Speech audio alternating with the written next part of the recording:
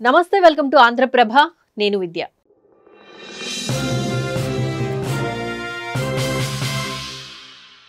ఎప్పుడైనా యుద్ధం జరిగితే ప్రతిసారి ఎంతమంది సైనికులు చనిపోయారు, ఎన్ని జెట్ ఫైటర్స్ కూలిపోయాయి, భవనాలు ధ్వంసమయ్యాయా, అయితే ఎన్ని, ఇటువంటి గణాంకాలపైనే అందరం ఫోకస్ పెడతాం.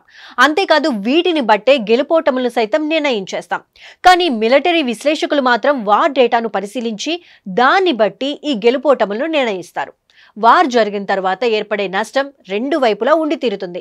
కానీ ఎవరికి ఎక్కువ నష్టం జరిగింది అనే విషయం కంటే చేపట్టిన మిషన్ లేదా ఆపరేషన్ సక్సెస్ అయిందా లేదా అన్నదే చూస్తారు. సో ఆ విధంగా చూస్తే భారత్ చేపట్టిన ఆపరేషన్ సక్సెస్ అయింది. ఆపరేషన్ సింధూర్ సమయంలో భారత్ రియల్ టైం డేటాను రికార్డ్ చేయగలిగింది.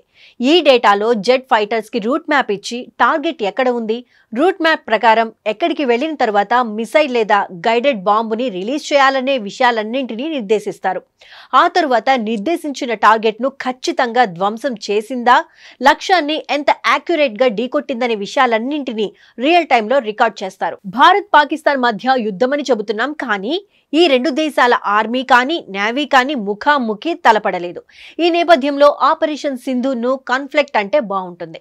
3 రోజుల పాటు జరిగిన ఈ కాన్ఫ్లిక్ట్ లో jet fighters, missiles, air defence systems, drones ను ప్రయోగించినప్పుడు వాటి పనితీరును భారత్ రియల్ టైంలో రికార్డ్ చేసింది. సో అందుకే ఈ real time war data Indian air force, ఆర్మీతో పాటు మన డిఫెన్స్ సైంటిస్టులకు important. Bharat army force army డేటాను విశ్లేషించి ఆ రిపోర్ట్ ను DRDO, BEL కి ఇస్తారు.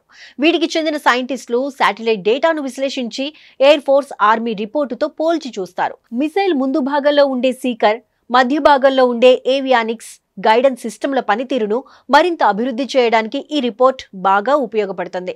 స్వదేశీ పరిజ్ఞానంతో తయారైన ఆకాష్, బ్రహ్మోస్ వంటి మిసైల్స్ ను కూడా వినియోగించారు. కాబట్టి ఈ రియల్ టైం వార్ డేటా చాలా ముఖ్యమని చెప్పొచ్చు.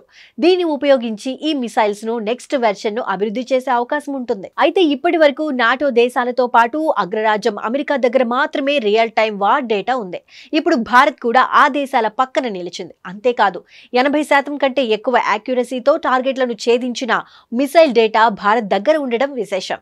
ఈ డేటాతో ఇంకో 10% యాక్యురసీని కనుక పెంచుకోగలిగితే, అంటే 90% యాక్యురసీతో మిసైల్స్ ను భారత్ 40% తక్కువ ధరకే విక్రయించగలదు. చైనా, టర్కీలు అంతర్జాతీయ మార్కెట్లో ఆయుధ విక్రయాలు చేస్తున్నప్పటికీ టర్కీ దగ్గర రియల్ టైం వార్ డేటా లేదు. సో ముందు మిసైల్స్ మార్కెట్లో పశ్చిమ దేశాలను మినహాయిస్తే నెక్స్ట్ ప్లేస్ భారత్దే అవుతుంది.